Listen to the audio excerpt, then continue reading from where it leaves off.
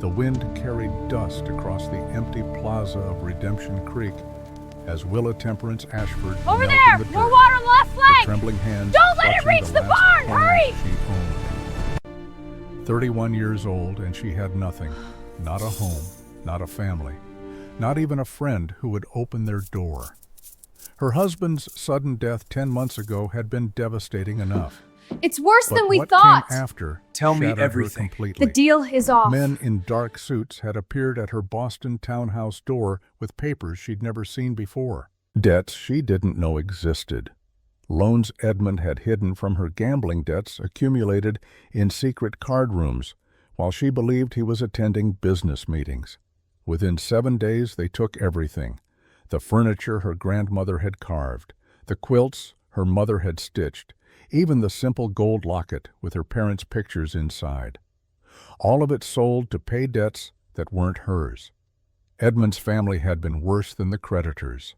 His brother Clarence, a lawyer with cold eyes and a colder heart, had looked at her across the empty parlor and said the words that still echoed in her nightmares. "You brought this on him, Willa. Your constant demands, your expectations. You stressed him to death. The family wants nothing to do with you. Get out!" She'd walked out with nothing but a small canvas bundle containing 3 worthless kitchen items the creditors hadn't wanted. An old blackened cast-iron skillet, a cracked clay pot with a chip on the rim, and a wooden spoon worn smooth by 3 generations of use. Her grandmother's spoon, the only thing she'd managed to hide when the men came. The train west had cost her last decent dress, traded to a widow in Philadelphia for a ticket. She'd ridden in the cheapest car pressed between miners and drifters, eating nothing for 3 days.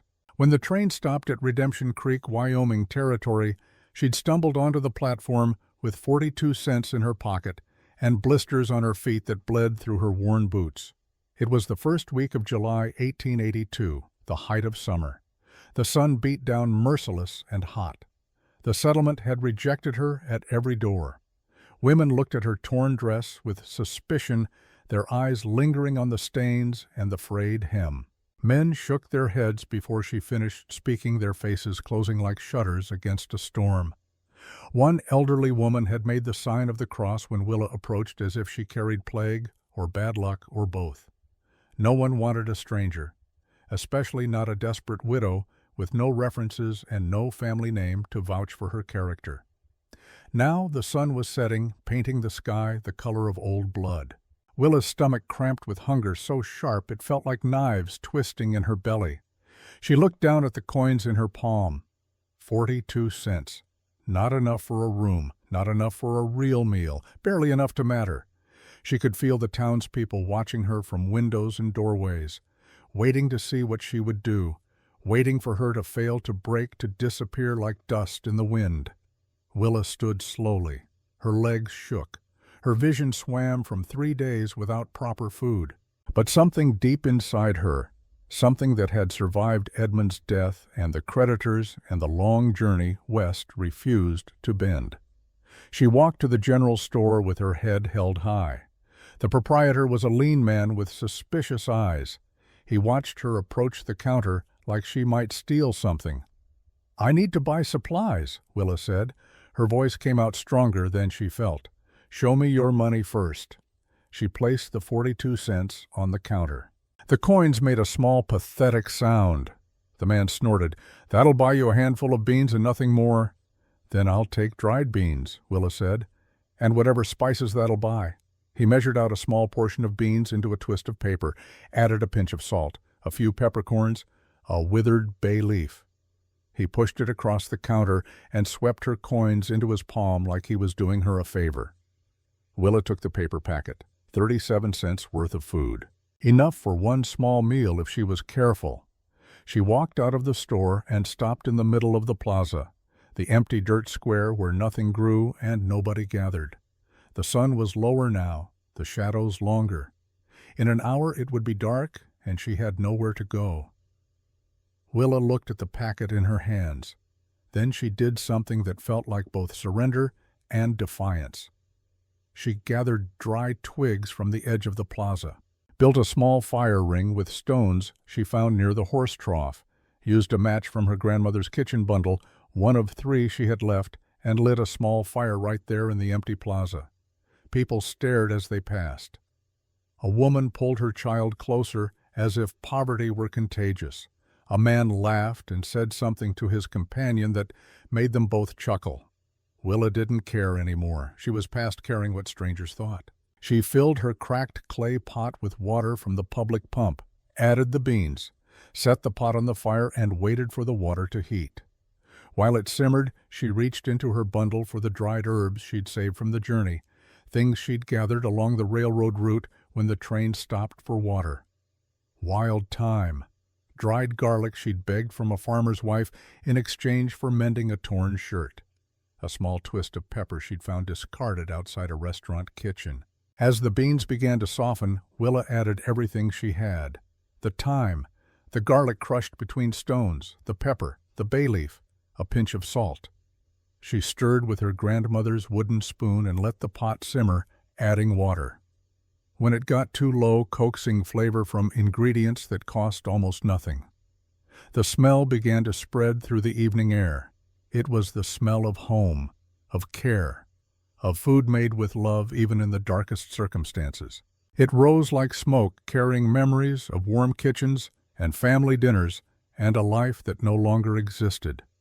Willa didn't notice the old man until he spoke. "Smells mighty fine, daughter." She looked up. He was standing at the edge of her small fire circle, leaning on a walking stick. His hair was white as fresh snow, his face weathered like old leather left too long in the sun. But his eyes were kind, the first kind eyes she'd seen since Boston. "It's just beans, sir," Willa said quietly. "Just beans," the old man smiled. "My mama used to say there's no such thing as just beans when they're cooked right. Mind if I sit? It's a public plaza." He lowered himself onto a stone with a grunt. They sat in silence while the beans finished cooking. When they were done, Willa lifted the pot from the fire with the edge of her skirt wrapped around her hand. She had no bowl, no plate, just the pot and her spoon. She offered it to the old man. "I couldn't," he started. "Please," Willa said. "I'd be honored to share with someone." He took the wooden spoon, lifted a careful portion to his mouth, chewed slowly, and then tears ran down his wrinkled cheeks. Willa's heart clenched. "Sir, is something wrong? Is it too hot?" "No." His voice was thick. "No, it's my wife. She passed 12 years ago, come spring. Nobody's cooked with love like this for me since then. You can taste it, you see, the care, every single bite." He handed her the spoon. She took a small portion for herself.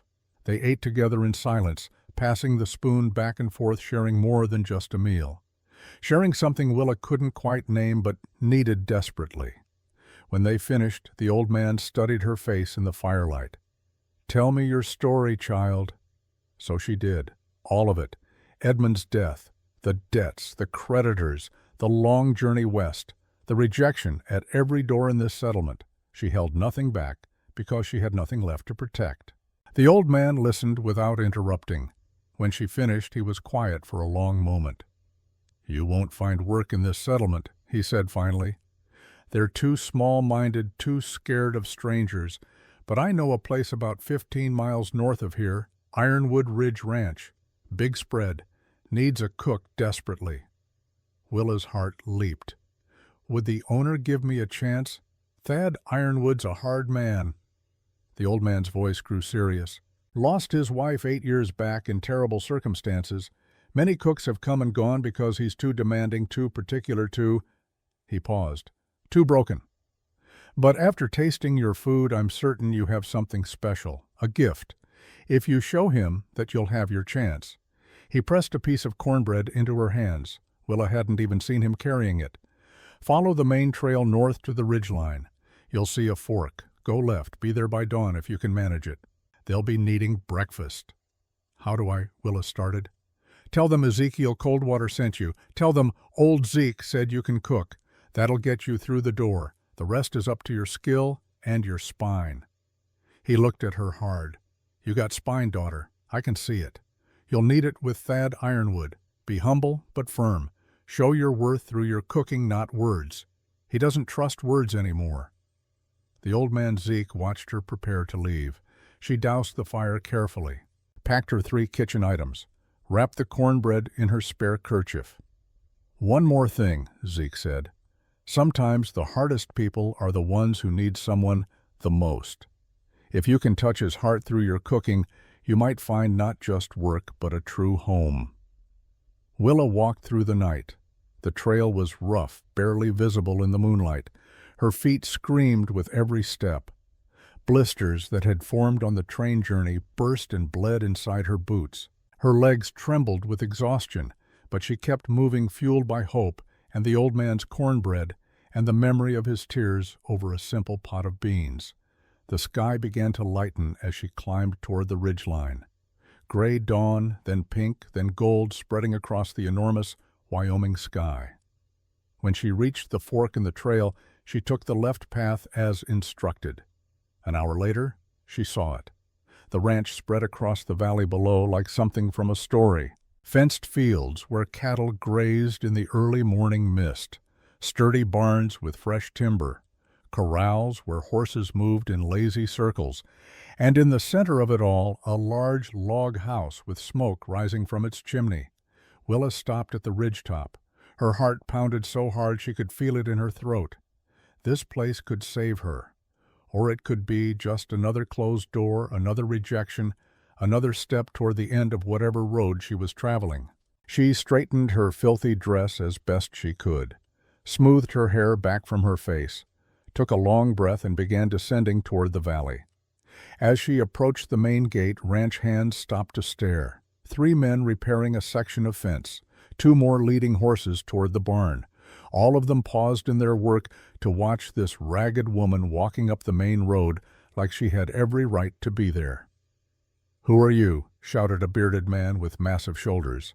"What do you want here?" Willa gathered every scrap of courage she had left. "I'm looking for work. I heard you need a cook." The men laughed. Not cruel laughter exactly, but dismissive. The kind of laugh that said they'd seen desperate people before and knew how this would end. "The boss ain't going to want you," the bearded man said, almost kindly. "He's too particular, too hard to please. We've had 7 cooks in the last 2 years. None lasted more than a month." "I'd still like to speak with him," Willa said. Before they could answer, a deep voice cut through the morning air. "I'm right here." Willa turned. Thaddeus Ironwood stood 20 feet away, and the sight of him nearly stole her breath. He was over 6 feet tall, with shoulders that seemed to fill the entire doorway of the barn behind him. Dark hair showed gray at the temples. His face was all hard angles and weathered skin carved by years of wind and sun and something darker. But his eyes drew her attention most, gray-blue like storm clouds carrying the weight of old sadness and older pain. He looked at her with an expression that revealed nothing, just studied her like she was a horse he was considering buying and finding lacking. "You're looking for work." His voice rumbled like distant thunder. "Yes, sir." Willa met his gaze and held it. "Old Zeke Coldwater from town sent me. He said you need a cook." Something flickered in Thad's eyes at Zeke's name. "You know Zeke. I met him last night, sir. He was kind enough to share a meal with me and tell me about your ranch." "And what exactly did he tell you?" "That you're a demanding man, that you've had many cooks who couldn't meet your standards, that you need someone who can cook with skill and care." Willa lifted her chin slightly. "I can do that, sir." Thad made a sound between interest and skepticism. "Many women have said the same. None lasted long. I have high standards." "I understand, sir." Willa's legs trembled, but her voice came out steady. "I'm not afraid of hard work. I just need a chance to show what I can do." Long silence followed. The ranch hands had gathered now, a dozen men, forming a loose semicircle watching this exchange like it was theater. Willa could feel their eyes on her torn dress, her bleeding boots, her exhausted face. She lifted her chin and kept her eyes on Thaddeus Ironwood. Finally he spoke. "You got 1 week. 7 days to prove you can cook as well as you say. If the food's good, you stay. If it's mediocre, you leave. Understood." Relief washed over Willa like cool water. "Yes, sir. Thank you for the opportunity." "Don't thank me yet." Thad turned to the bearded man. "Gus, show her the quarters and the kitchen. Make sure she understands the schedule." He walked away without another word, his boots heavy on the packed earth. The bearded man Gus approached with a less hostile expression. "Well then, let's get you settled, ma'am. Name's Augustine Dalton, but everyone calls me Gus. I'm the foreman here." Up close, Willa could see he was missing 2 fingers on his left hand. Old injury healed long ago. He led her through the ranch yard, pointing out buildings. "That's the bunkhouse where the hands sleep. That's the tack room. That's the main barn. The boss doesn't like strangers near the house proper, so you'll be staying in the back quarters." He showed her to a small room attached to the side of the main kitchen. It was tiny, barely large enough for a narrow bed, a washstand, and a small table with one leg shorter than the others. The window was stuck half open, letting in warm morning air. The mattress on the bed looked thin and stained, but it was a room, with a door that closed and a roof that didn't leak. "It ain't much," Gus said, almost apologetically. "It's perfect," Willa said, and she meant it. Gus showed her the kitchen next. Large utilitarian designed to feed many men. Cast iron stove, long work table, shelves of supplies, a pantry stocked with basics, flour beans, dried meat, root vegetables. As they entered, Willa noticed something odd. Instead of oil lamps, there were candles everywhere. Thick candles in holders on every surface. Thin tapers in sconces on the walls. The kitchen was designed to be lit by flame, but never by oil. "Why no oil lamps?" she asked before she could stop herself. Gus's face grew somber. "The boss. He don't abide oil lamps, not since the fire. Candles only. Safer, he says. You'll want to light them all before dark. He gets uncomfortable if the house gets too dim." Willa filed that information away. Another piece of the puzzle that was Thaddeus Ironwood. "Men eat breakfast at 6, Gus continued. "That's 14 of us total, counting the boss. Dinner at noon, supper at 6. Miss a meal or serve something inedible, and you're done. The boss doesn't give second chances when it comes to food." "I understand." Gus studied her face. "Look, ma'am, I'm going to give you some advice. The boss, he's not trying to be cruel. He lost his wife 8 years ago. Fire took the cabin they built together. She was inside. He tried to get her out, but couldn't. It broke something in him. He's been hard as iron ever since." "Thank you for telling me," Willa said quietly. "One more thing. Don't expect him to eat with the men. He takes his meals in his office alone. Always has since Lenora died. Just prepare a tray, and I'll take it to him." After Gus left, Willa stood in the kitchen and let herself feel the exhaustion. Her feet throbbed. Her back ached. Her hands shook from hunger and fatigue. But there was work to do. She explored the pantry, taking inventory. Good flour, salt pork, fresh eggs a luxury, milk, butter, dried beef, potatoes, onions, carrots, basic spices, everything she needed. She had 4 hours until breakfast. Willa built up the fire in the stove, her grandmother's training coming back like muscle memory. While the oven heated, she mixed biscuit dough. Flour, baking powder, salt, butter worked in until it looked like coarse meal, then buttermilk to bring it together. She rolled it out, cut rounds with the rim of a glass, and set them aside. For the eggs, she beat them with milk and a pinch of nutmeg, salt, and black pepper. She sliced salt pork thin and started it sautéing with onions and garlic. The smell filled the kitchen like a promise. Coffee strong and hot. Biscuits in the oven until they turned golden. Eggs scrambled to creamy perfection in the bacon fat. Everything timed to come together at once. At 6 o'clock, exactly 14 men filed into the dining hall attached to the kitchen. They sat in silence, watching Willa with skeptical eyes. She served them without speaking. Biscuits still warm from the oven. Eggs that steamed on the plates. Crisp bacon. strong coffee that could wake the dead. Gus was the first to taste. He cut a piece of biscuit, added eggs, took a bite. His eyes widened. He chewed slowly, then looked up at Willa with something like wonder. "Good Lord," he said quietly. "This is incredible." The other men began eating. One by one, their expressions changed. Skepticism became surprise. Surprise became appreciation. The silence that had been hostile became reverent. And a young cowboy with a scraggly beard cleaned his plate and looked up. "Ma'am, if you cook like this every day, I'm going to work twice as hard. This is the best breakfast I've had since my mama's table." An older hand with a gray mustache nodded. "These biscuits are a marvel, light as clouds." Willa felt her heart swell, but her real test remained. Thaddeus Ironwood hadn't appeared. She prepared a special tray, the best biscuits, extra eggs, coffee in a clean tin cup. She added a small portion of wild strawberry preserves she'd found in the pantry, something extra to show she cared about the presentation. Gus took the tray with a small smile. "Let's see what the boss says." Thad was reviewing paperwork in his office when Gus knocked. "Leave it there," he said automatically, not looking up. Gus placed the tray on the corner of the heavy desk and left without speaking. Thad continued working for several minutes. Then the aroma reached him, rich, warm, comforting.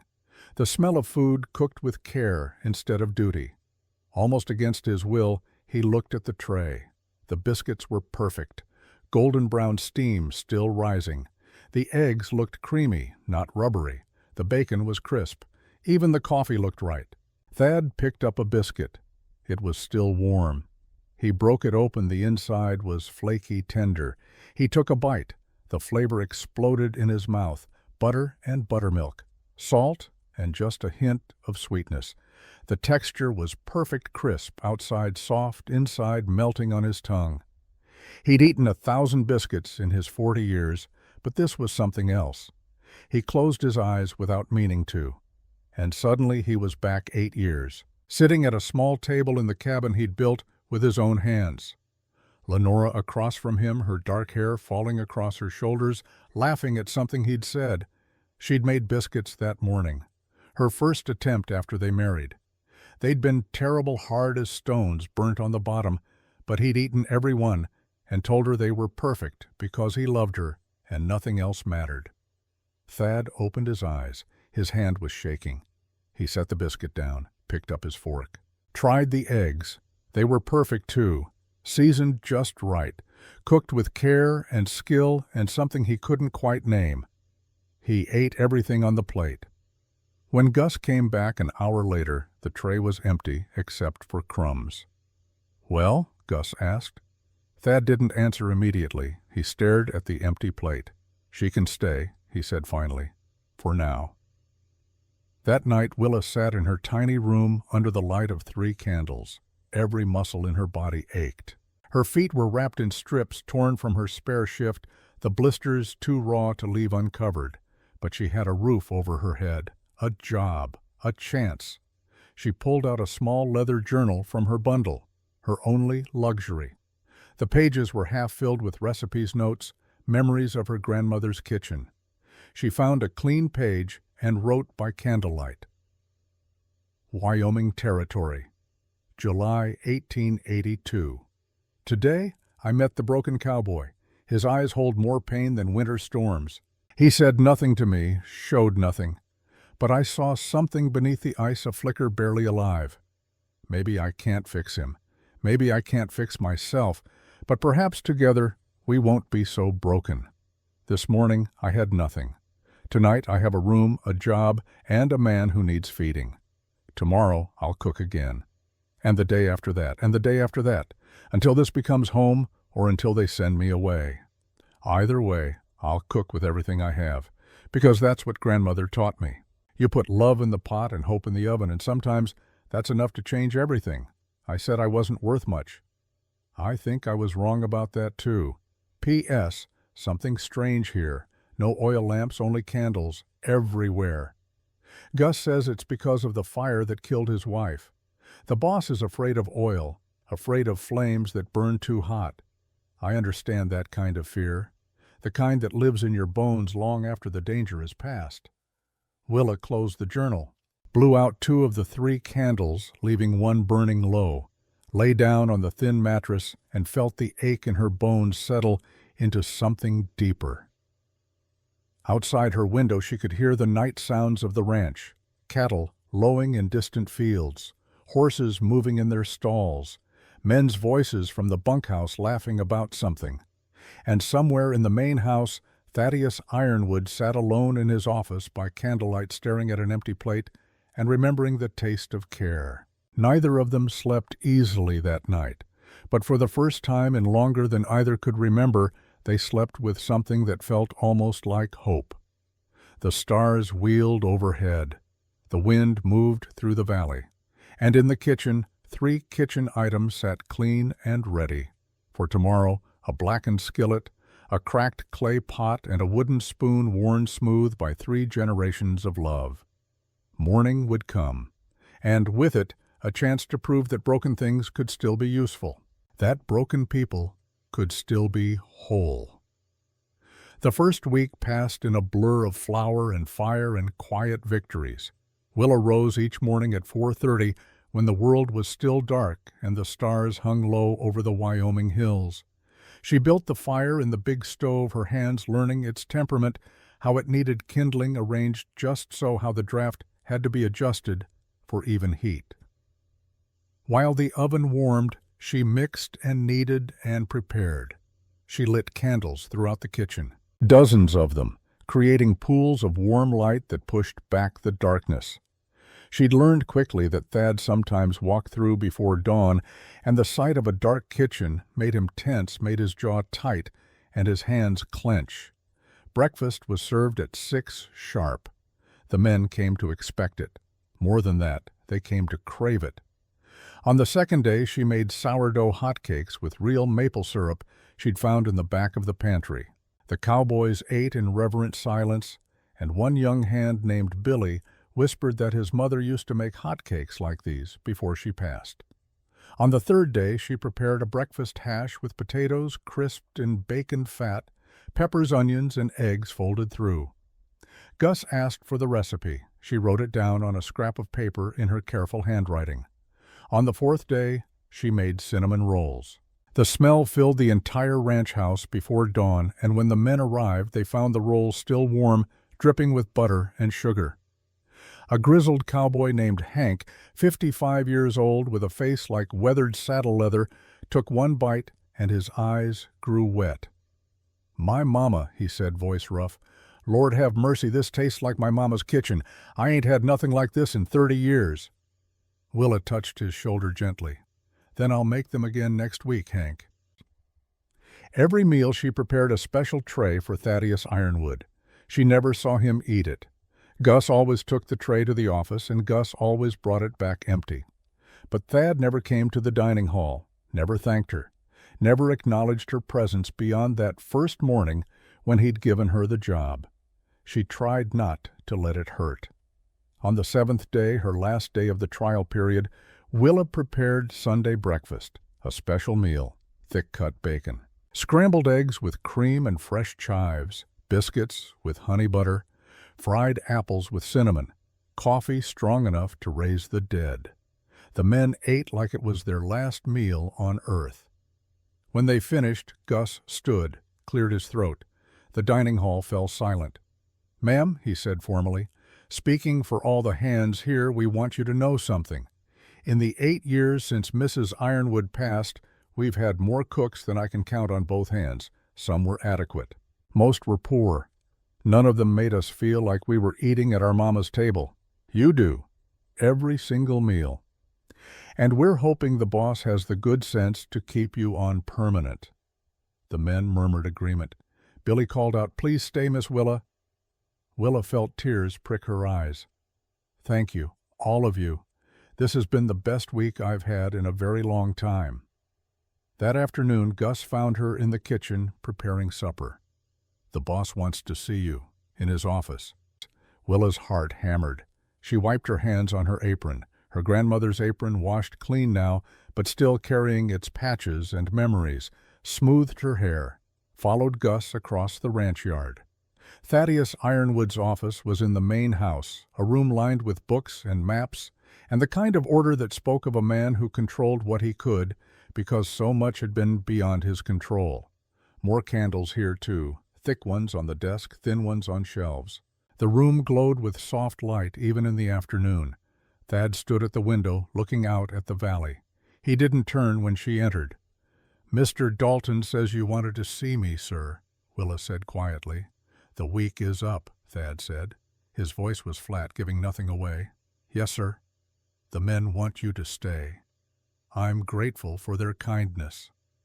Finally, Thad turned, his gray-blue eyes fixed on her, and for the first time she saw him really look at her.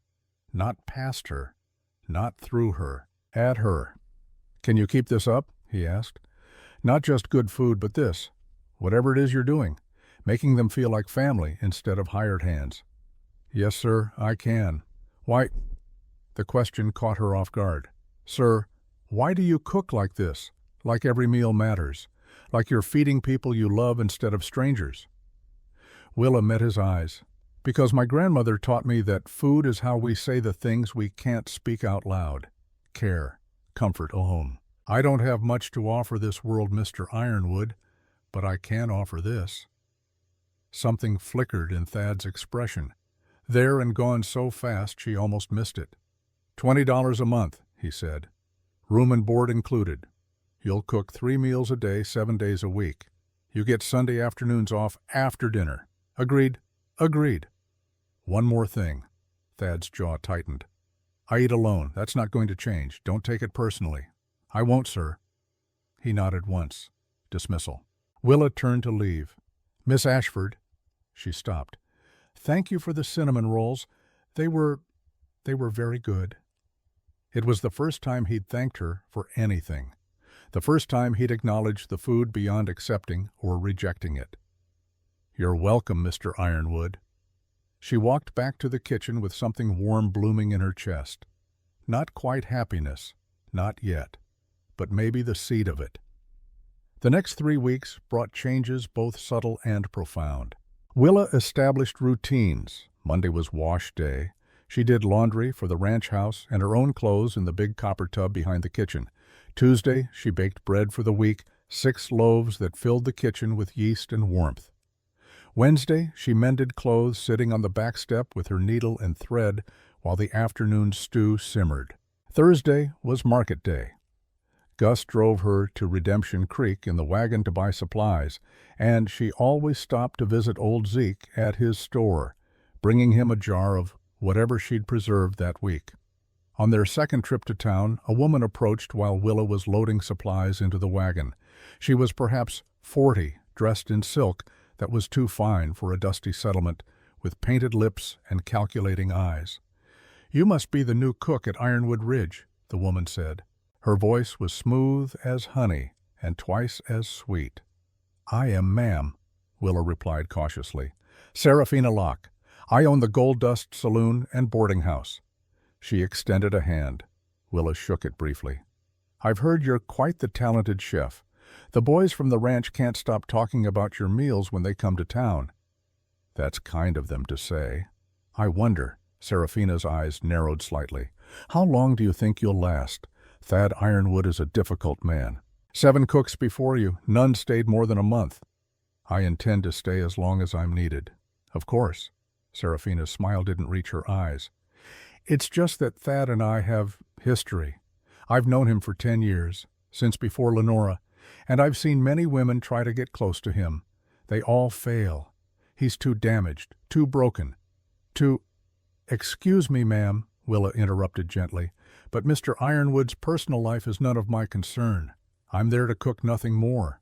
Something flashed in Serafina's eyes, anger perhaps, or recognition that Willa wouldn't be as easy to intimidate as she'd hoped.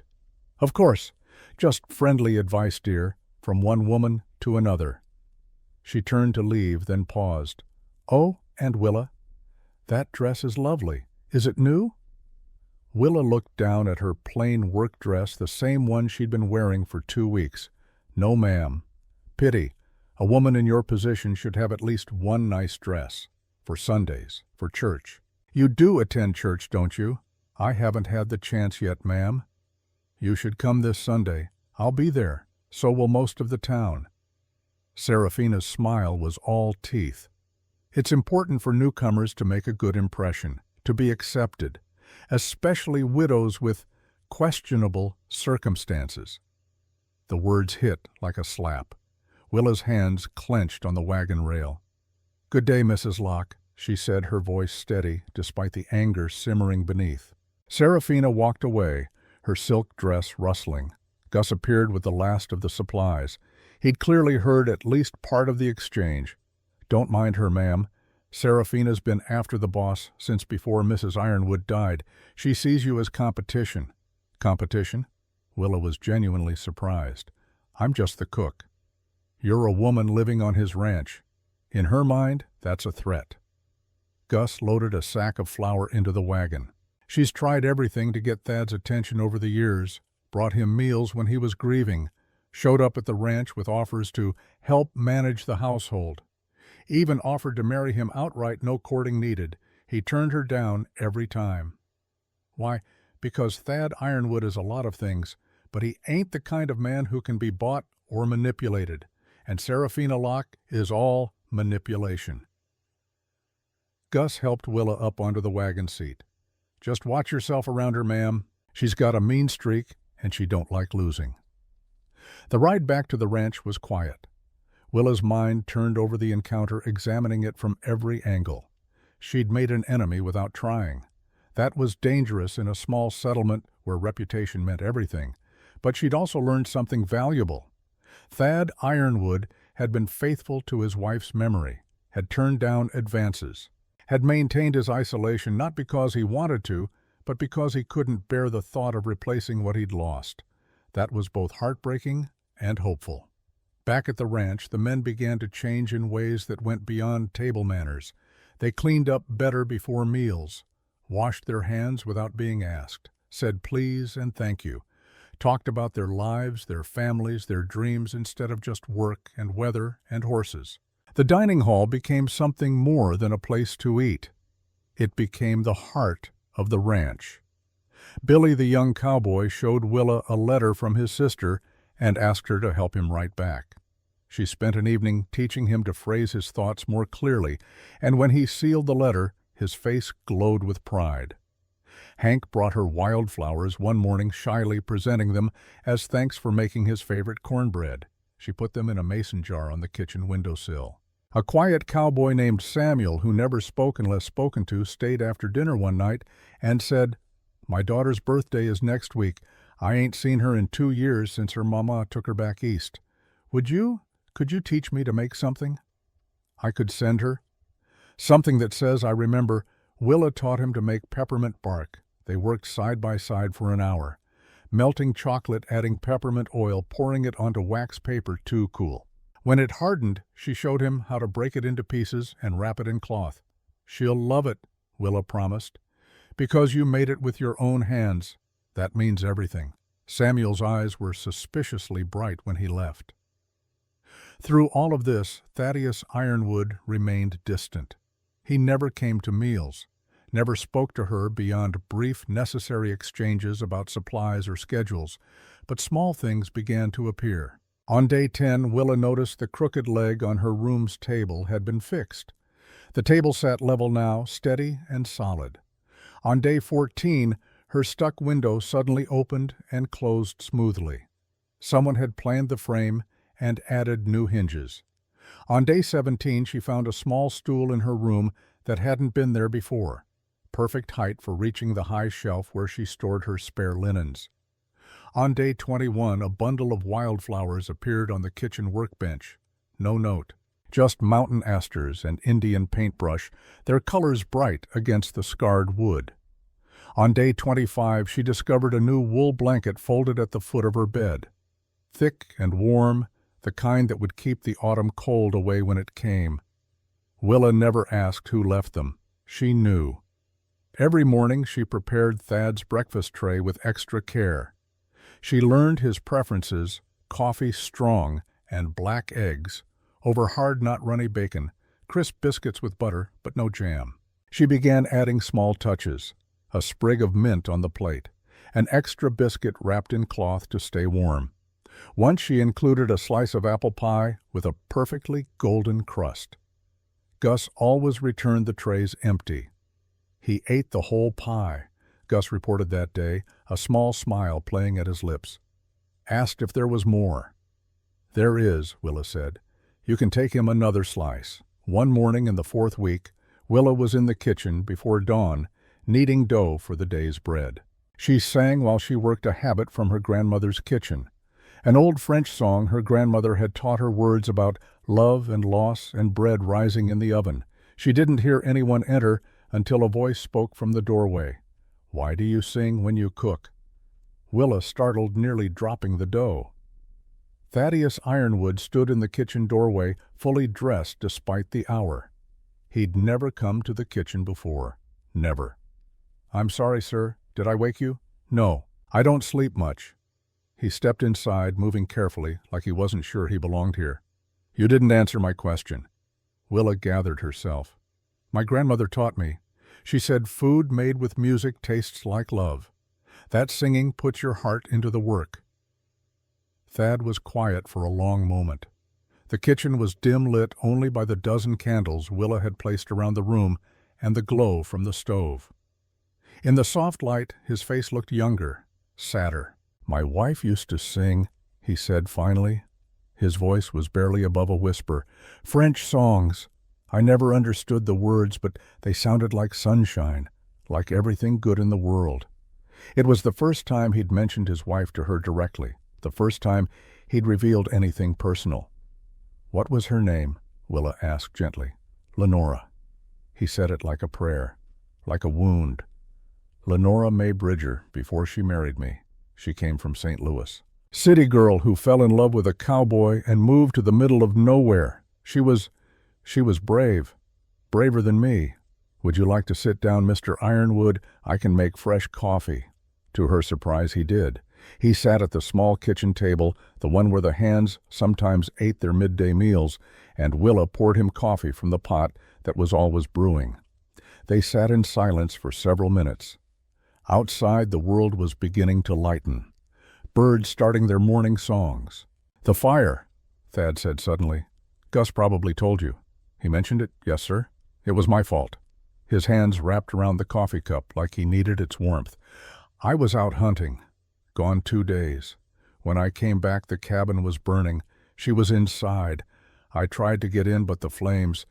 I could hear her calling my name, and I couldn't reach her. His voice broke on the last words. Willa's chest ached. She wanted to reach out to touch his hand to offer some comfort.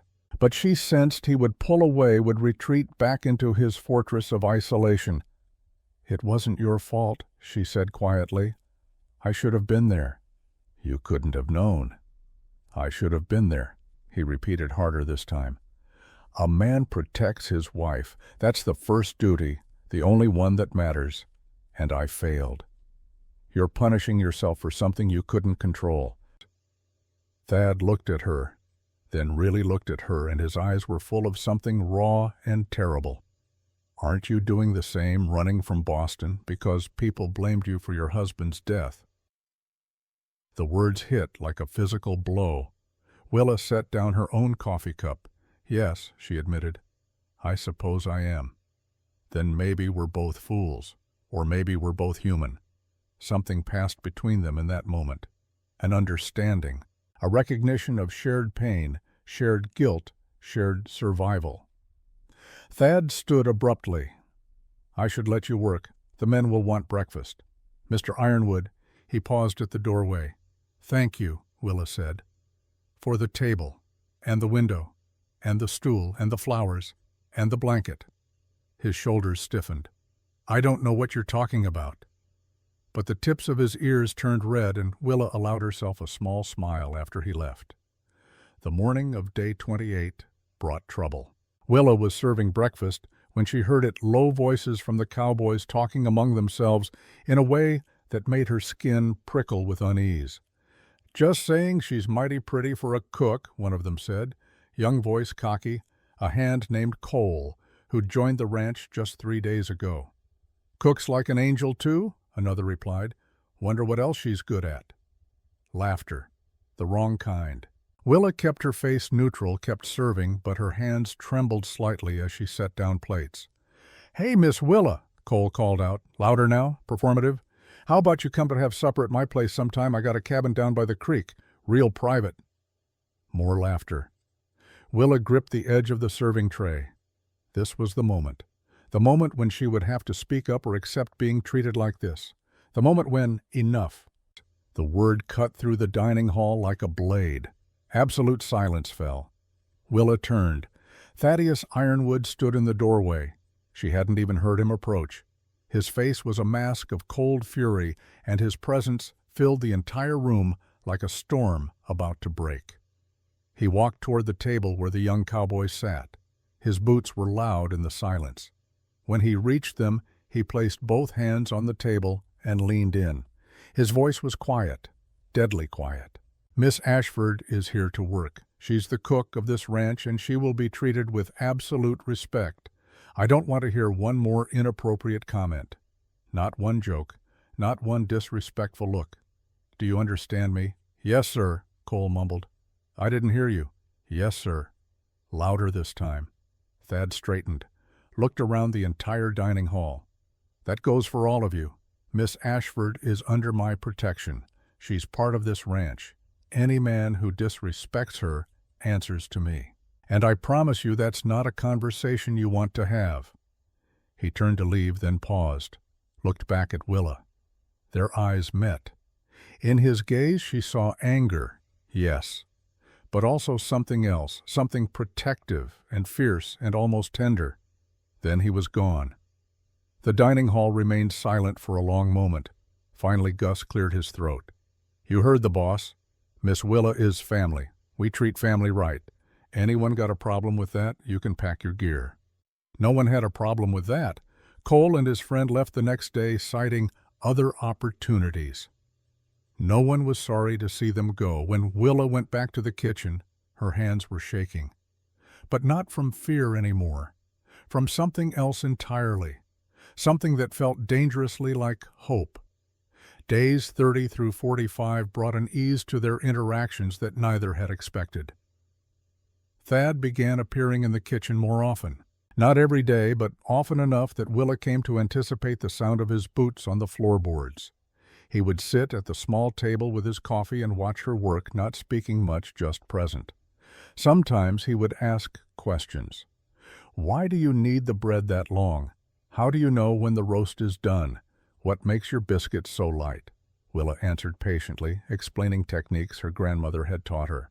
Thad listened with an intensity that suggested he was memorizing every word, though she couldn't imagine why a rancher would care about the mysteries of baking powder and buttermilk.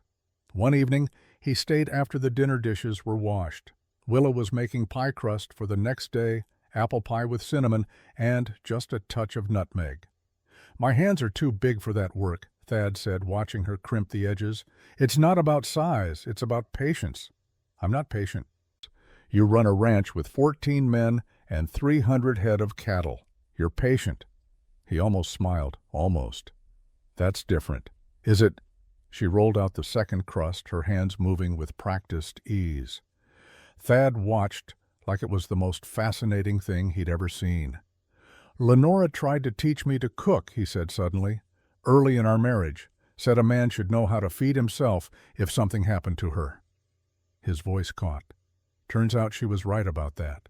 Willa's hand stilled. "I'm sorry. She made terrible biscuits at first, hard as rocks. But I ate every one and told her they were perfect." He looked down at his coffee. "By the time she died, she'd gotten good at them. Better than good. Almost as good as yours."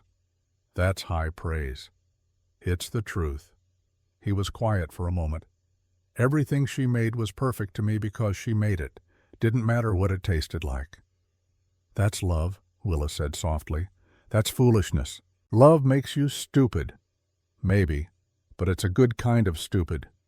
Thad looked at her then, and something in his expression made her breath catch. "Is that why you married your husband, love?" "Yes, I loved Edmund desperately, completely.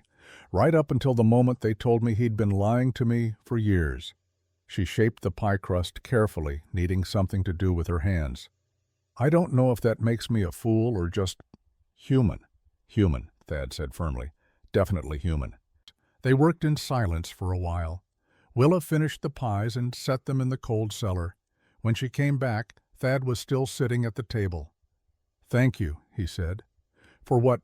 For not asking me to change, for not pushing me to eat with the men or attend church socials or be someone I'm not, for just letting me be."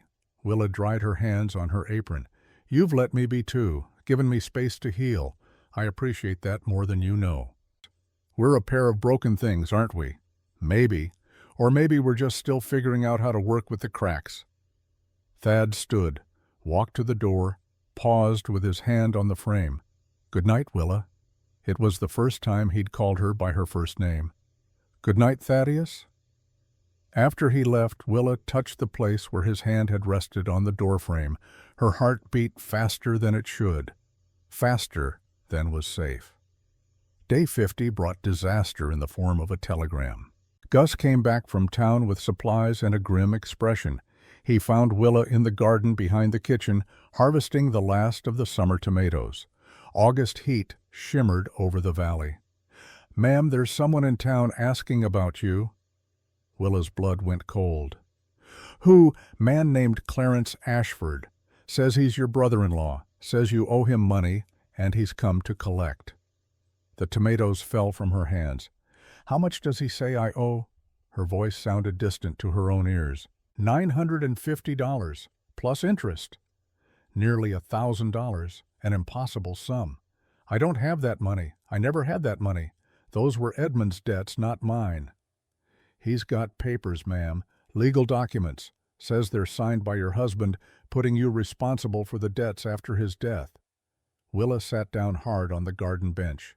The world tilted. "When is he coming?" "Tomorrow morning. He's bringing 2 men with him. Look like hired guns to me." "Does Mr. Ironwood know?"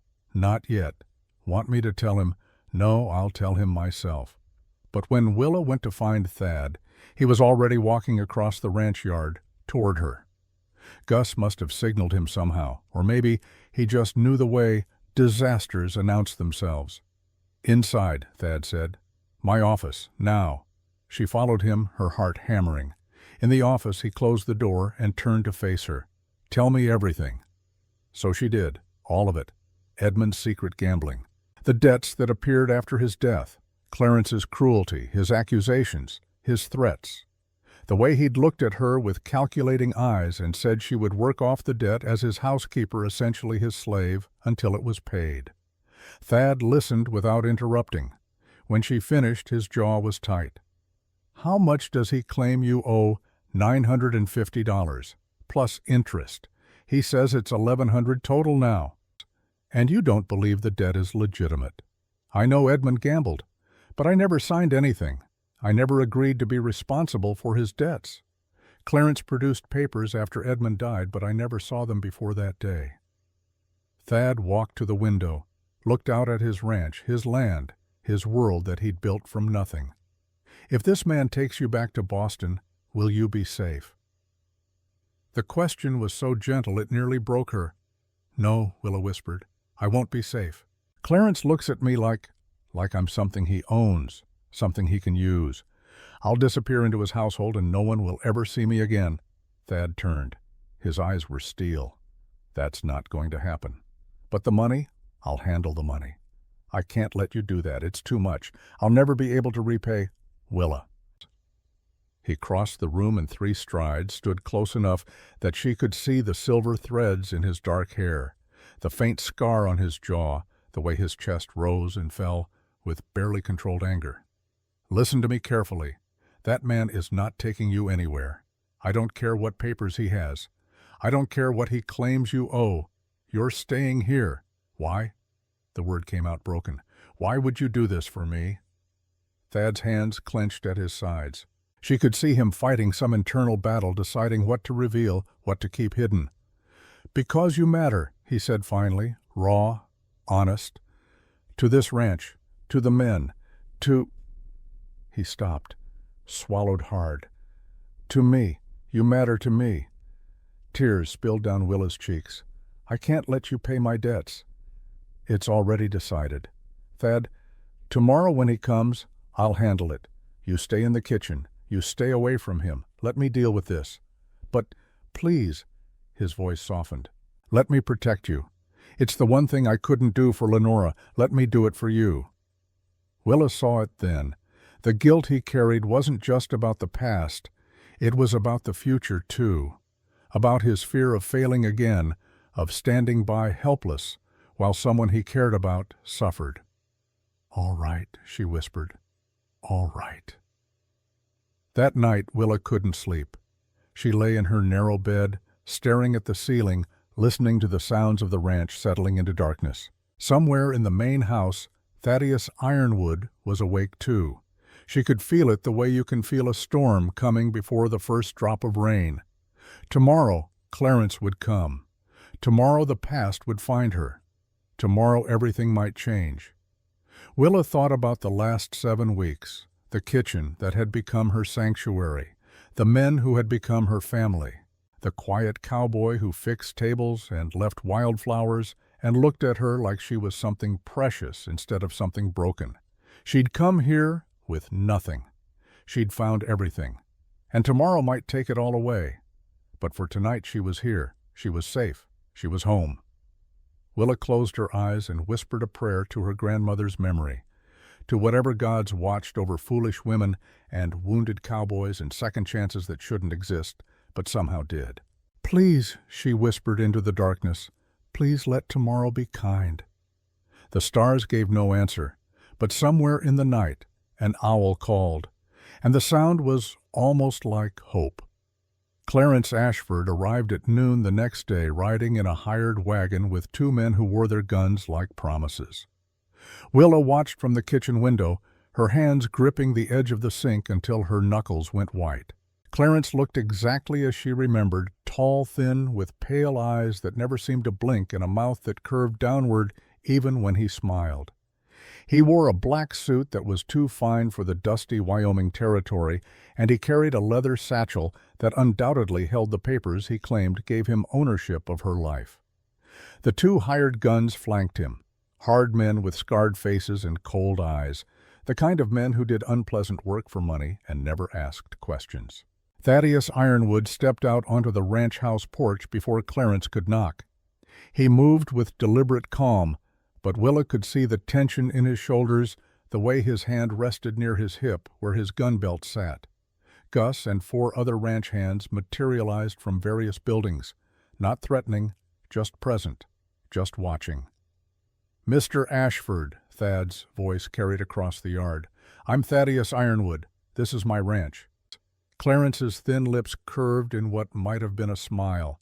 Mr. Ironwood, I'm here on a legal matter concerning Mrs. Willa Ashford. I understand she's employed here.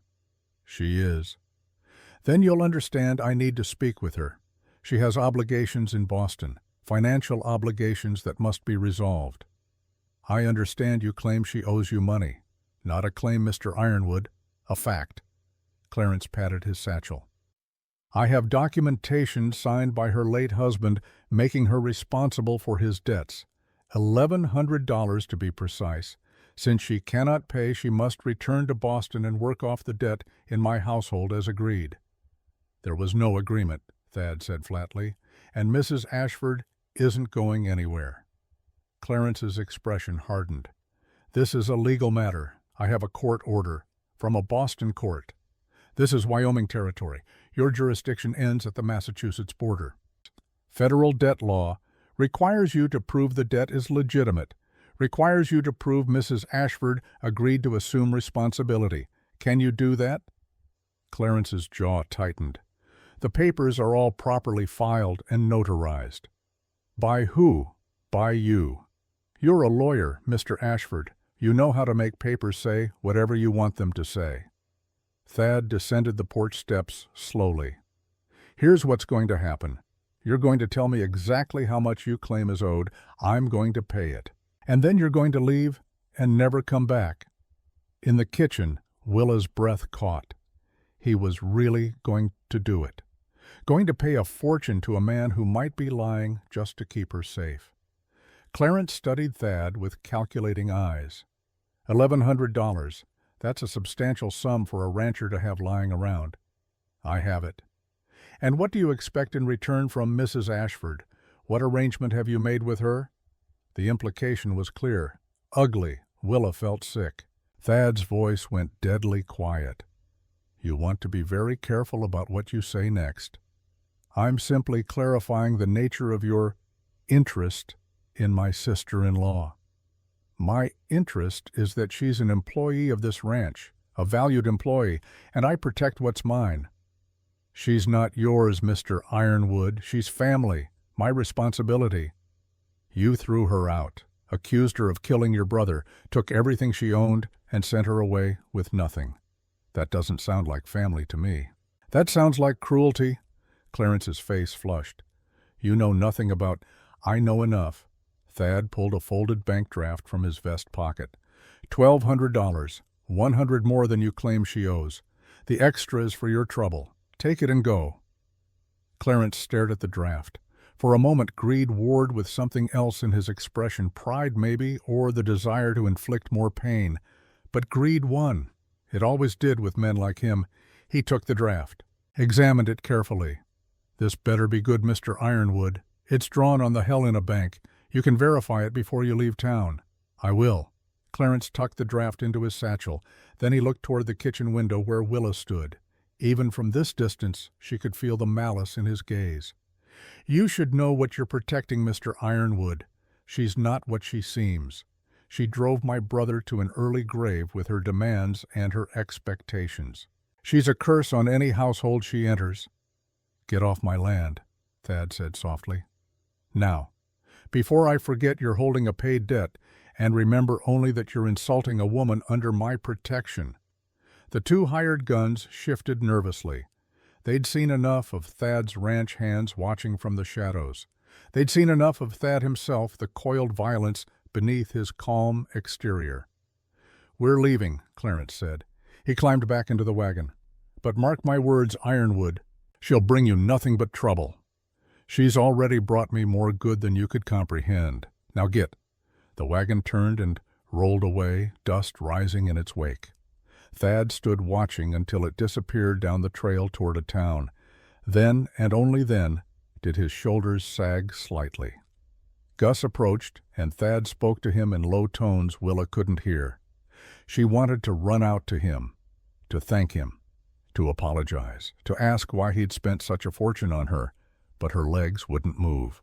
She could only stand at the window, tears streaming down her face, and watch the man who'd just bought her freedom at a cost she could never repay. That evening, Willa prepared Thad's dinner tray with trembling hands. She made everything perfect. Pot roast so tender it fell apart at the touch of a fork. Roasted vegetables glazed with butter and herbs, fresh bread still warm from the oven. Apple pie with a crust that was both flaky and golden. She arranged it all with care, added a sprig of mint, poured coffee that was strong and hot. Then she carried the tray to his office herself. She knocked, waited. When his voice called, "Come in," she pushed the door open with her hip. Thad looked up from his ledger. Surprise flickered across his face when he saw her instead of Gus. "Miss Ashford?" "Mr. Ironwood." Willa set the tray on his desk. "I wanted to bring this myself. I wanted to—" Her voice faltered. "I don't know what to say. Thank you seems impossibly inadequate." "You don't owe me thanks. I owe you $1,200. No." Thad's voice was firm. "You don't owe me anything. But, Willa, sit down, please."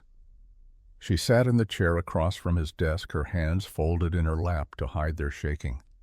Thad pushed the ledger aside. "That man was a snake. I've seen enough of his kind to recognize it. Half those debts were probably fabricated.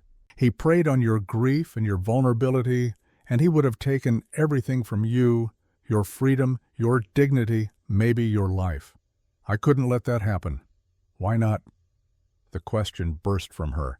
"Why would you spend a fortune on someone you barely know, someone who's only been here 7 weeks? It doesn't make sense." Thad was quiet for a long moment. In the lamplight, no, in the candlelight. Willa corrected herself, seeing the dozen thick candles burning around the room. His face looked older, more lined, more tired. When Lenora died, he said finally, I couldn't save her. I tried. God knows I tried. I ran into that burning cabin, and the heat drove me back. I could hear her calling my name, and I couldn't reach her. For 8 years I've lived with that failure, with knowing I was supposed to protect her, and I couldn't. His voice grew rough. Then you came here, broken and desperate, and carrying everything you owned in a flour sack, and you didn't ask for pity. You didn't ask for charity. You just asked for a chance to work, to prove yourself, and every day since you've done that, you've fed us, cared for us, made this ranch feel like a home instead of just a place where men sleep between work days. He looked directly at her. I couldn't save Lenora, but I could save you, and maybe that's selfish.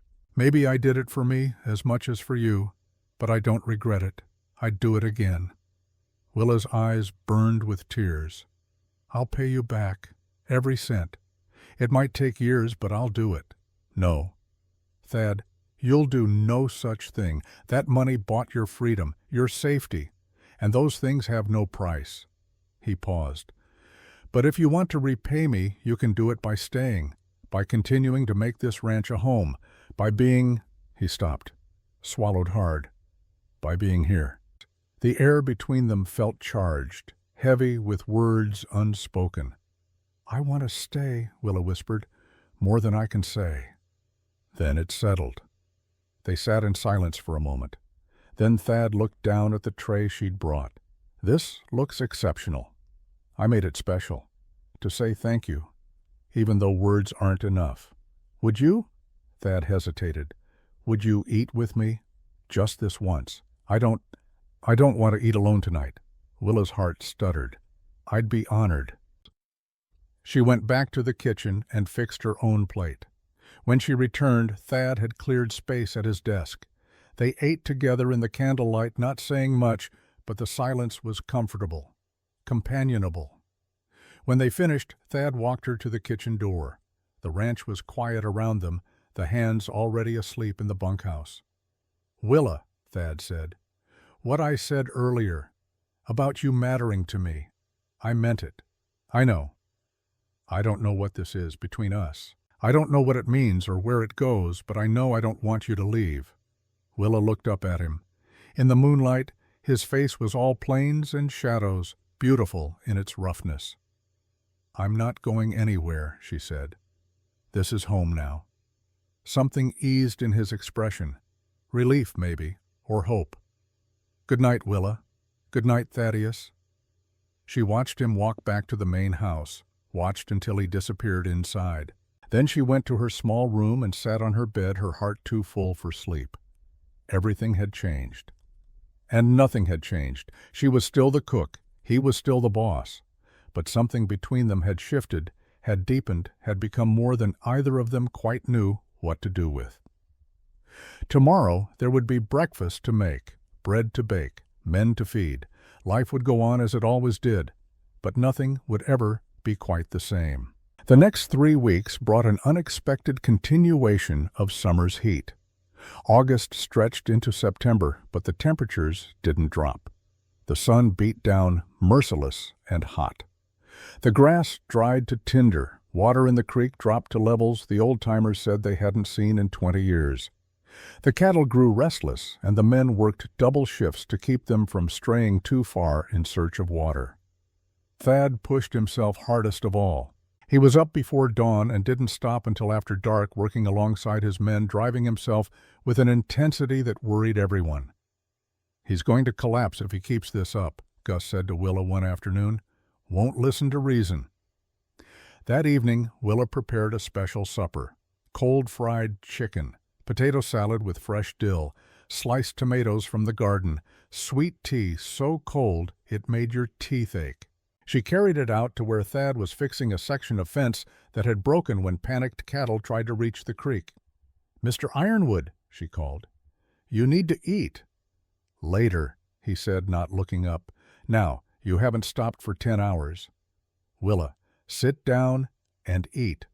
or I'll stand here all night." He looked at her then, saw the determination in her face. Despite his exhaustion, his mouth quirked in something almost like a smile. "Yes, ma'am." They sat in the shade of a cottonwood tree and ate together. Thad devoured the food like he hadn't realized how hungry he was. "You're going to make yourself sick," Willa said, "working like this in this heat." "Can't be helped. The ranch needs its owner alive and functional, not dead from heat stroke. I'm fine. You're stubborn. You're bossy." They looked at each other, and suddenly they were both smiling. Actually smiling something that felt foreign and wonderful all at once. "Truce," Thad said. "Only if you promise to rest. I'll rest when the work's done." "Stubborn," Willa repeated, but fondly. That evening, as the sun finally began to set, Thad found her on the back porch of the kitchen. She was shelling peas for tomorrow's dinner, her fingers moving automatically while she watched the sky turn purple and gold.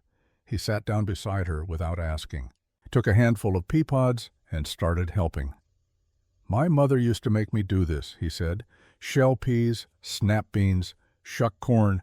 Said it built character. Did it? I don't know. Maybe. Or maybe she just needed the help." They worked in companionable silence. When they finished, Thad didn't leave. He just sat there, shoulder almost but not quite touching hers. "It's going to storm soon," he said, looking at the horizon. "You can feel it in the air. Is that good or bad? Good if it's rain, bad if it's lightning. With everything this dry—" He didn't finish the sentence, but he didn't need to. "Fire," Willa said softly. "Yeah." She could feel the tension in him at just the word. 8 years since Lenora died, and the fear of fire still lived in his bones. "We'll be careful," Willa said. "We'll watch. And if fire comes, we'll fight it together." Thad looked at her. "You'd do that, fight fire. I'd do anything to protect this place, this home." Something shifted in his expression. Gratitude, wonder, and something else. Something that made her heart beat faster. "I should go," he said, but he didn't move, neither did she.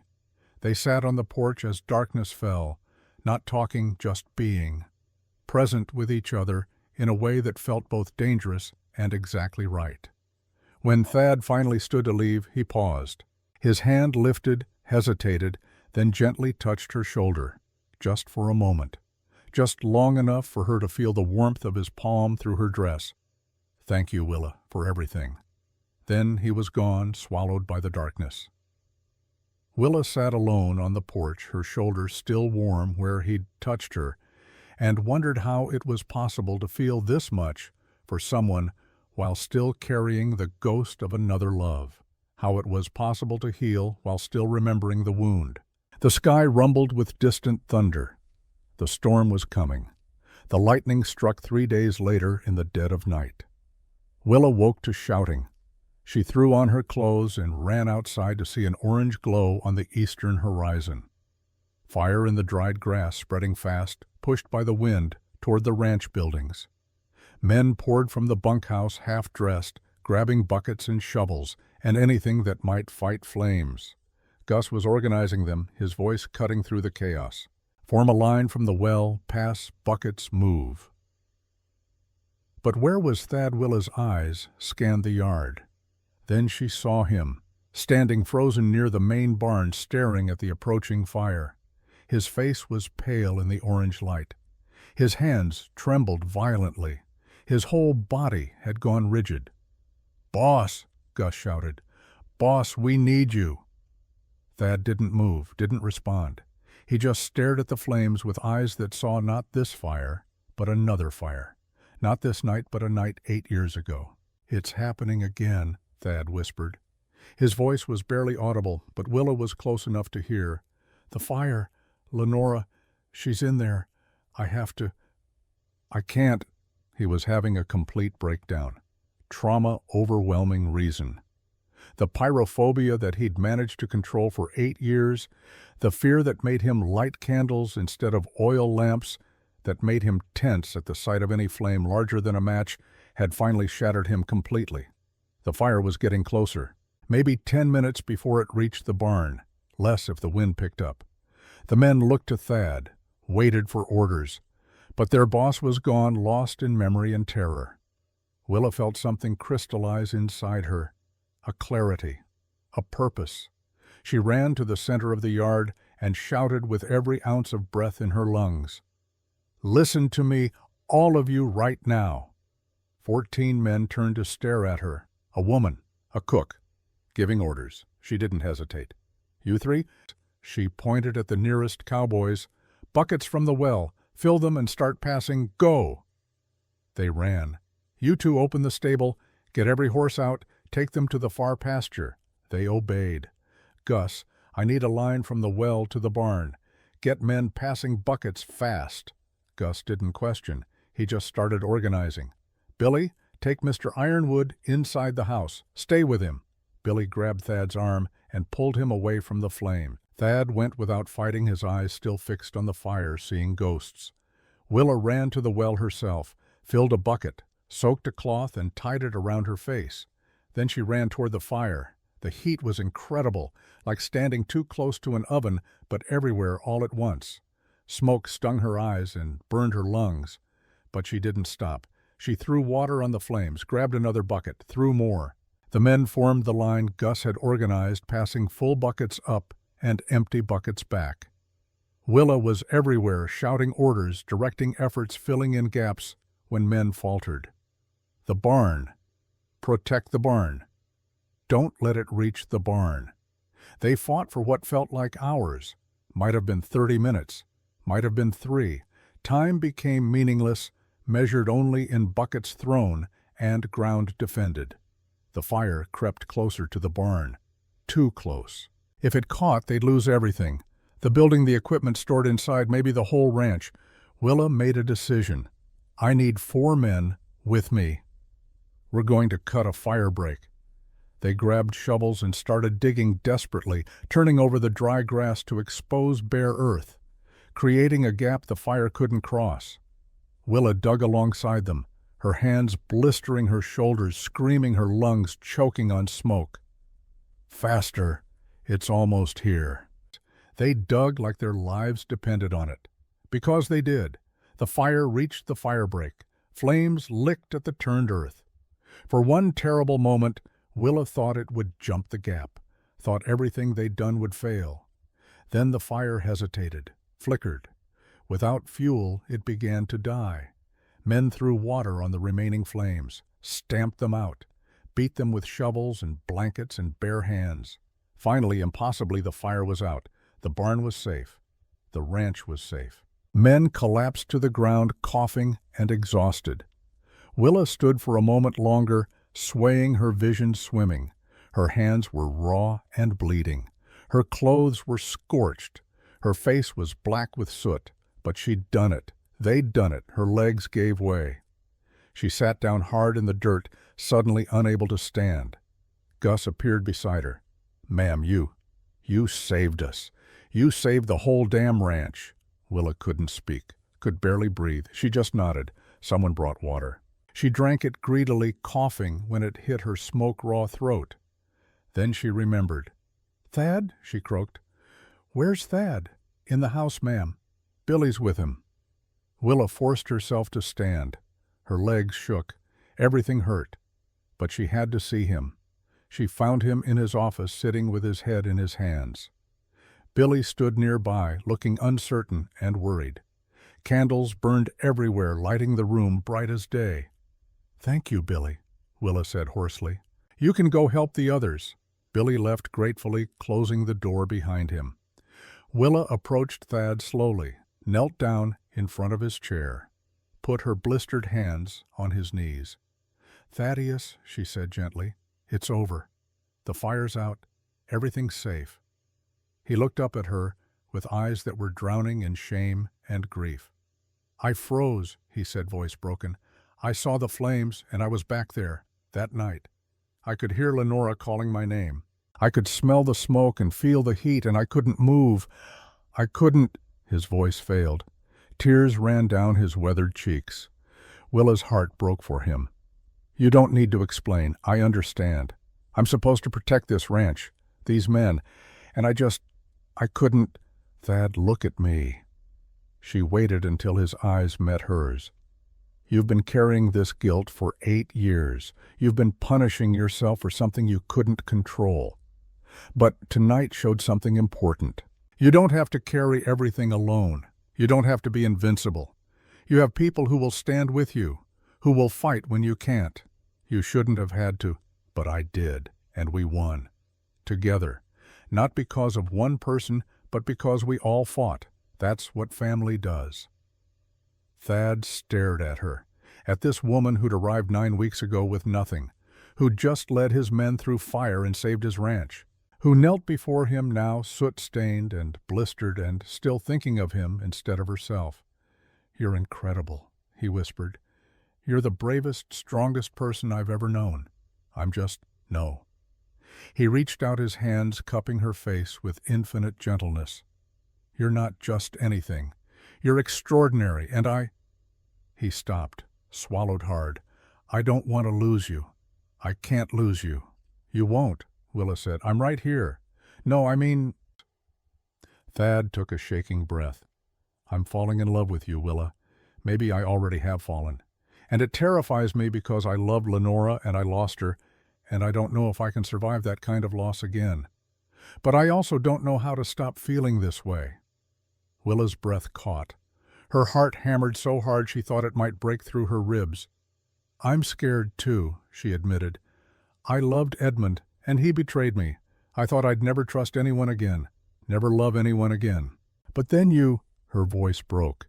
"You're the kindest, most decent man I've ever known, and I think I'm falling in love with you too." They stared at each other in the candlelight. Two broken people who'd somehow found each other, who'd somehow started healing without even realizing it. Thad leaned forward, touched his forehead to hers. Just that, just breathing the same air, existing in the same space. "I don't know how to do this," he whispered. "Neither do I. But maybe we figure it out together." "Together," he repeated, like a promise. They stayed like that for a long moment.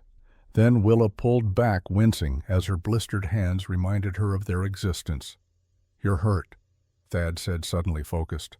"Let me see." He examined her hands gently. They were raw and bleeding, in places blistered badly. "We need to treat these. Come on." He led her to the kitchen and made her sit while he found clean water and bandages. He cleaned her hands with a care that made her want to cry, then wrapped them in soft cloth. "You should rest," he said. "So should you." "I will, if you will." "Together." The word slipped out before she could stop it. Thad looked at her, a long, considering look. Then he held out his hand. "Together." She took his hand with her bandaged one. They walked through the darkened house to her small room. Thad sat in the chair. Willa lay on the bed. And they stayed like that as dawn began to break outside the window. Not speaking. Not touching beyond that one point of contact. Just together. Just healing. Just beginning to believe that maybe, just maybe, they both deserved a second chance at happiness. Outside, the ranch began to wake. Men emerged from the bunkhouse surveying the damage. It was significant but not devastating. The barn was saved. The buildings were intact. They would rebuild, replant, recover. And in the small room, two people who'd survived loss and fire and the weight of guilt finally allowed themselves to hope. The sun rose golden over Ironwood Ridge. A new day, a new beginning. And love, quiet and tentative but real, took root in the ashes. The days following the fire brought changes neither Willa nor Thad could have predicted. The first change was immediate and visible. Thad didn't retreat back into isolation.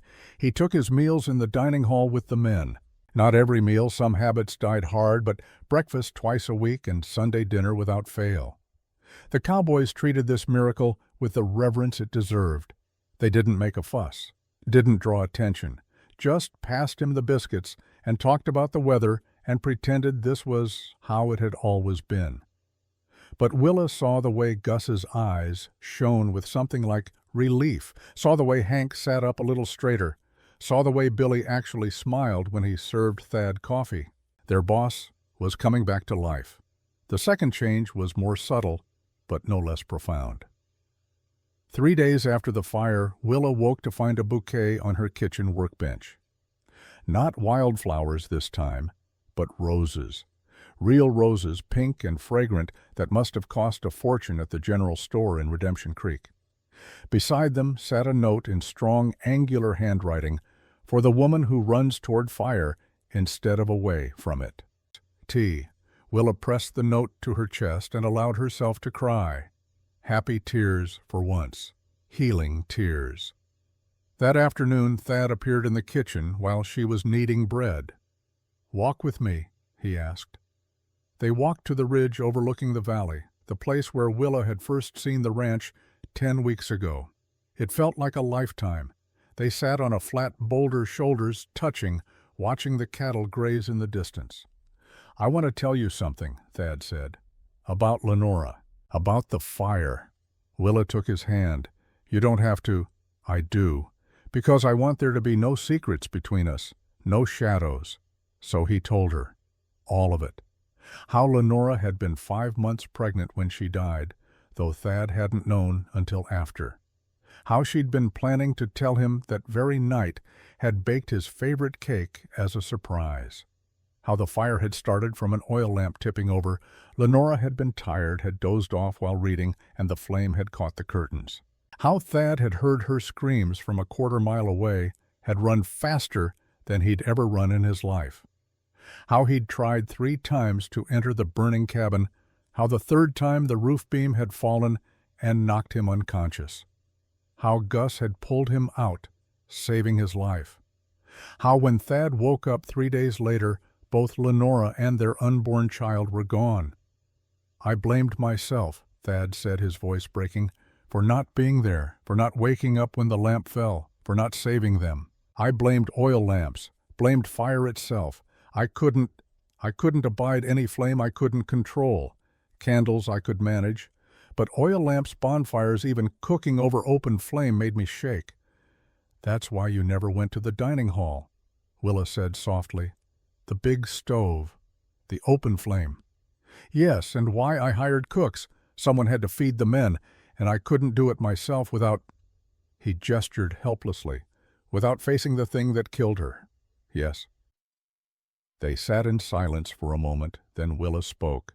"Thaddeus, what happened to Lenora was a tragedy, a horrible accident. But it wasn't your fault. You couldn't have known. You couldn't have prevented it.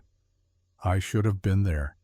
You were hunting, providing for your family, doing what any good husband does." Willa squeezed his hand. "Lenora wouldn't want you to spend 8 years punishing yourself. She'd want you to live, to be happy, to love again." Thad looked at her with eyes that held a lifetime of pain. "How do you know?" "Because I know what it's like to lose someone. And if I died tomorrow, I wouldn't want Edmund to stop living. Even after all the lying, all the betrayal, I'd still want him to find joy again. That's what love is." "What is it?" "Wanting the person you love to be happy, even after you're gone." Thad was quiet for a long moment. Then he lifted their joined hands and pressed a kiss to her bandaged knuckles. "You make me want to be happy again," he said. "You make me want to live instead of just exist." "Then live with me," Willa whispered. "Not as employer and employee, not as rancher and cook, as partners, as whatever we're becoming." Thad turned to face her fully. "Willa Temperance Ashford, are you asking me to court you?" She felt her cheeks heat. "I suppose I am. If you would want—" He kissed her. It was gentle, tentative. The kiss of 2 people who'd forgotten how to do this, or who'd never quite known how to do it right. But it was real, and it was theirs. When they pulled apart, both of them were smiling. "I'll take that as a yes," Willa said. "That's a yes," Thad confirmed. "Absolutely a yes." The 3rd week after the fire brought an unexpected visitor. Willa was in the kitchen preparing lunch when she heard a familiar voice from the yard. "Hello? Anybody home?" She ran to the window. Old Zeke Coldwater stood beside his wagon, leaning on his walking stick, grinning, like he held the world's best secret. Willa flew out the door and nearly knocked the old man over with her hug. "Easy there, daughter. These old bones ain't what they used to be." "Zeke, what are you doing here?" "Came to check on you, of course. Heard some interesting rumors in town." His eyes twinkled. "Something about you saving the whole ranch from fire. About you giving orders to grown men twice your size. About you being courted by the broken cowboy himself." Willa felt her face flame. "Rumors travel fast." "They do indeed. Especially when Gus Dalton comes to town for supplies and can't stop talking about how Miss Willa is the bravest woman in the territory." Zeke squeezed her hand. "I'm proud of you, girl. Knew you had spine. Knew you had something special. But even I didn't guess you'd turn that ranch and that man completely around in just 3 months." "It's not just me," Willa protested. Thad is it?" Zeke's grin widened. "Not Mr. Ironwood anymore." "Oh, hush." Thad emerged from the barn and stopped when he saw Zeke. For a moment the two men just looked at each other. Then Thad crossed the yard and pulled the old man into an embrace. "You old schemer," Thad said, but his voice was warm. "You sent her here on purpose, didn't you?" "I sent her here because you needed a cook," Zeke replied innocently. "What happened after that was all your doing. You sent her knowing exactly what would happen. I sent her knowing she could cook a pot of beans that made me cry. The rest," Zeke shrugged, "the rest was divine providence, or dumb luck, or maybe just two stubborn people finally figuring out they deserved to be happy." Thad laughed. Actually laughed. The sound was rusty, like it hadn't been used in years, but it was genuine. "Stay for lunch," Thad said. "Stay for supper. Hell, stay the week if you want. We owe you more than we can ever repay." "Lunch sounds fine," Zeke said. "Can't stay longer. Got a store to run. But I wanted to see with my own eyes that you two had figured it out." Over lunch pot roast with all the fixings and, yes, a pot of beans that Willa made special, Zeke regaled them with stories of the town, including one that made Willa's hands still on her fork. "Serafina Locke left 2 weeks ago," Zeke said casually. "Closed up the Gold Dust Saloon and took the train east. Said Wyoming had gotten too boring for her tastes. Left, Willa couldn't believe it. Just like that. Just like that. Though I heard from the bank manager that she'd made some bad investments. Tried to buy up land around various ranches, thinking she could force sales. But the drought broke right after your fire. Did you know that big rainstorm rolled through the next day? Saved all the ranches she'd been betting would fail. She lost a fortune." Zeke took a bite of pot roast. "Funny how things work out sometimes. Woman who tried to prey on others' misfortunes ended up facing her own. Divine justice, some might call it." Willa and Thad exchanged glances. They'd been spared not just fire, but another kind of predator entirely. After lunch, Zeke prepared to leave. He hugged Willa tight. "You did good, daughter, real good. Your grandmother would be proud." "Thank you, Zeke, for everything. For that first meal, for the cornbread, for pointing me here. All I did was recognize something special when I tasted it. The rest was all you." He turned to Thad. "You take care of her, you hear? She's 1 in a million." "I know," Thad said solemnly. "I will." "And Thad, let yourself be happy. Lenora would want that. I knew her, remember. She'd box your ears if she knew you spent 8 years in mourning." Thad's eyes glistened. "I know that too." Zeke climbed into his wagon and tipped his hat. "I'll expect a wedding invitation. Don't make me wait too long." As the wagon rolled away, Willa leaned into Thad's side. His arm came around her shoulders automatically. "A wedding," Willa mused. "He's getting ahead of himself." "Is he?" Thad asked quietly. Willa looked up at him. "Is he? I don't know. You tell me. Is 3 months too soon to know you want to spend your life with someone?" "I knew in 3 weeks," Willa admitted. "The rest was just my head catching up to my heart." "Then maybe Zeke's not getting ahead of himself. Maybe he's just perceptive." They stood in the yard, wrapped in each other, watching the wagon disappear down the trail. 6 weeks later, mid-November, With the first hint of winter in the air, Will awoke to find Thad standing in her doorway. "Come with me," he said. "I want to show you something." He led her to the ridge again, but this time when they crested the hill, Willa gasped.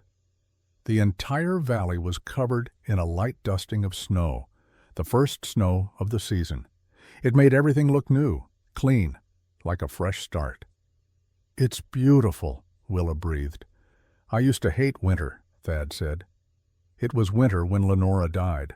The fire looked even more terrible against the snow. For 8 years I dreaded the first snowfall. And now I see it differently. Now I see," he turned to her, "now I see new beginnings, second chances, the world starting over." He reached into his pocket and pulled out a small box. Willa's breath caught. "I know we've only known each other 4 months," Thad said. "I know this is fast. I know people will talk, but Willa, I also know that I don't want to spend another day without you as my partner in every sense of the word." He opened the box. Inside was a simple gold ring with a small diamond. "It was my grandmother's," Thad said. "The only piece of jewelry I have from my family. I gave Lenora a different ring, one we'd bought together, but this one was waiting. For you." He dropped to one knee in the snow. "Willa Temperance Ashford, will you marry me? Will you be my wife, my partner, my family? Will you let me spend the rest of my life proving that you're worth more than you ever believed?" Willa was crying, happy tears streaming down her face. "Yes," she said, "yes, yes, yes." He slipped the ring onto her finger. It fit perfectly. Then he stood and kissed her, and the snow fell around them like a blessing. They were married 3 weeks later, on the first Sunday of December. The ceremony was held at the ranch in the dining hall that had become the heart of their home. Every ranch hand attended dressed in their Sunday best. Gus stood as Thad's best man. Old Zeke traveled up from town to give Willa away since she had no family of her own. The circuit preacher, a kind man named Reverend Walsh, performed the ceremony. Willa wore a dress that the women of Redemption Creek had made for her. When word got out that the woman who saved Ironwood Ridge was getting married, donations had poured in. Fabric lace ribbons. The town's seamstress had worked for 2 weeks to create something beautiful. The dress was simple but elegant. Cream-colored wool for warmth with delicate embroidery at the collar and cuffs. It fit Willa like it had been made for her because it had been with love and care and the gratitude of a community that had judged her on arrival and been proven wonderfully wrong. Thad wore a new suit, black and formal, but he'd kept his work boots. "A rancher's a rancher," he'd said, even on his wedding day. When it came time for vows, Thad spoke first.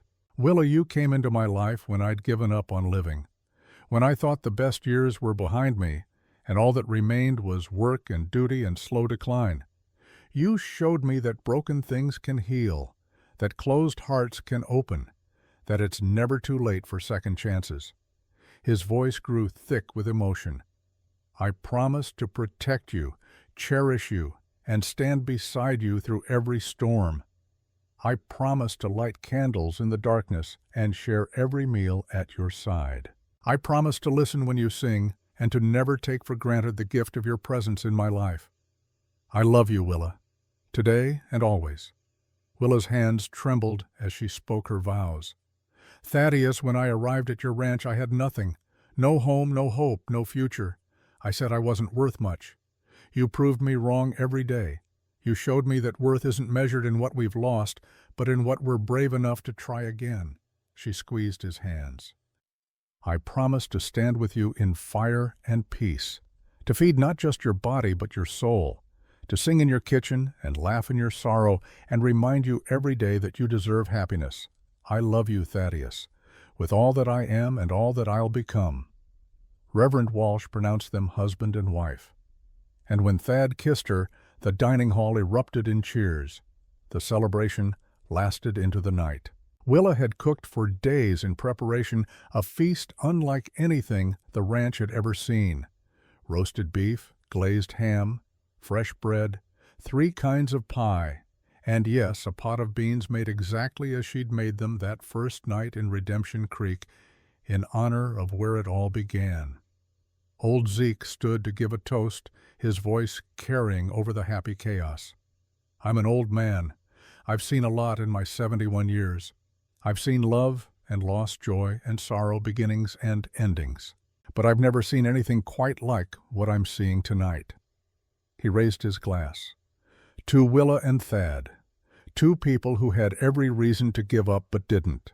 Two people who found each other in the darkness and became each other's light. May your lives be long. May your love be strong. And may your table always be filled with people you care about and food made with love. To Willa and Thad, the room chorused. Thad pulled Willa close and whispered in her ear, "Thank you." For what?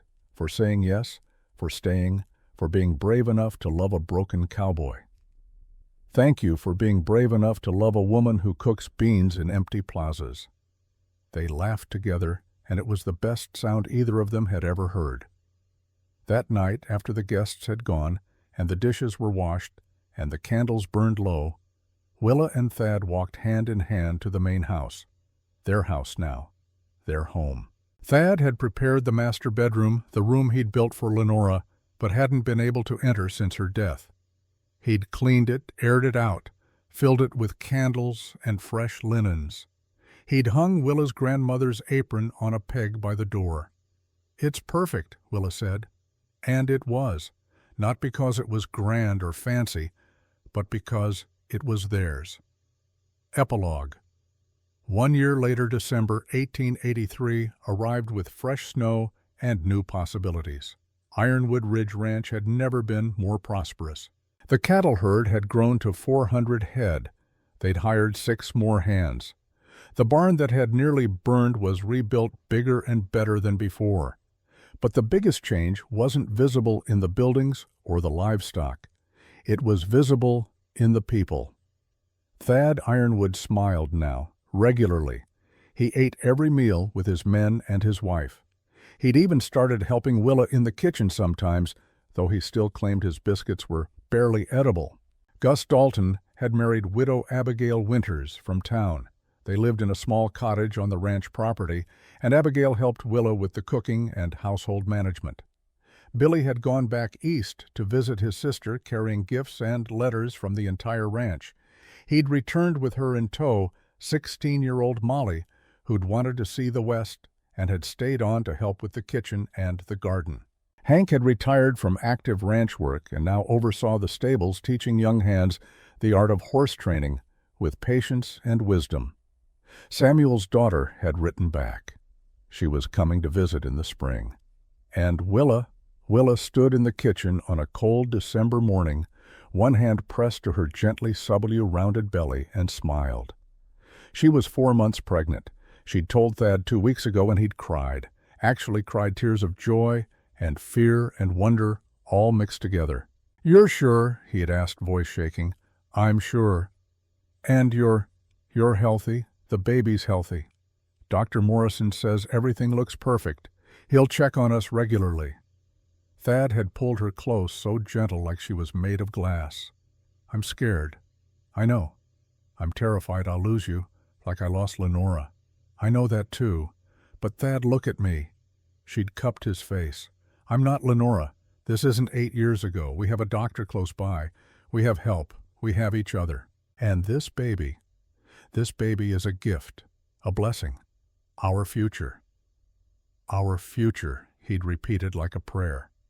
Now in the kitchen, Willa kneaded bread and sang her grandmother's French songs. She felt the baby flutter, just the faintest movement, but it was there. Thad walked in, covered in snow from feeding the horses. He stomped his boots and crossed to her, wrapping his arms around her from behind. "How are my 2 favorite people?" he murmured, his hand joining hers on her belly. "We're good. Baby's active today. Already a troublemaker like their mama." "Excuse me, I'm not a troublemaker. You're the woman who gave orders to 14 cowboys during a wildfire. You're absolutely a troublemaker." Willa laughed and leaned back into his embrace. "Thad, I've been thinking about names. If it's a girl, I'd like to call her Lenora Temperance Ironwood, to honor the woman who came before me, the woman who loved you and made you capable of loving again." Thad was quiet for a long moment. Then he pressed a kiss to her temple. "Lenora would have liked you," he said quietly. "She would have been grateful that you found me, that you didn't give up on the broken man she left behind. And if it's a boy, Edmund Ezekiel Ironwood, for your husband who started your journey west, and for the old man who ended it in exactly the right place." Willa turned in his arms. "You do that honor Edmund after everything. Edmund brought you into existence, brought you to me even if he didn't mean to. Without him, without that journey, we'd never have met. So, yes, I'd honor him." She kissed him, then soft and sweet and full of love. The kitchen door banged open. Gus stuck his head in. "Sorry to interrupt, but we got a visitor. Woman asking for Willa." Willa and Thad exchanged glances. They walked to the front of the house. A wagon sat in the yard, and stepping down from it, dressed in traveling clothes and carrying a small valise, was a young woman with familiar hazel eyes and chestnut hair. "Willa," the woman said tentatively. "It's me, Margaret, your sister-in-law." Willa's heart stopped. Margaret. Edmund's younger sister, the only member of the Ashford family who'd been kind to her. "Margaret, what are you doing here?" The young woman, no more than 22, burst into tears. "I couldn't stay in Boston anymore. After you left, Clarence got worse, meaner. He drove the business into the ground and blamed me, said I was too stupid to help, too useless to marry off. He was going to force me into a marriage with a horrible old man just to settle his gambling debts." She took a shaking breath. "So I ran. I took what little money Mother left me and I ran. And I remembered you'd gone west. I remembered you'd written to Edmund about a place called Redemption Creek. So I came looking, hoping, praying you'd help me even after how terribly we treated you." Willa didn't hesitate. She crossed the yard and pulled Margaret into her arms. "You're safe now," she said. "You're family, and family is always welcome here." Margaret sobbed against her shoulder. Thank you, I don't deserve—" "Hush. You deserve a second chance, just like I got one." Thad appeared beside them.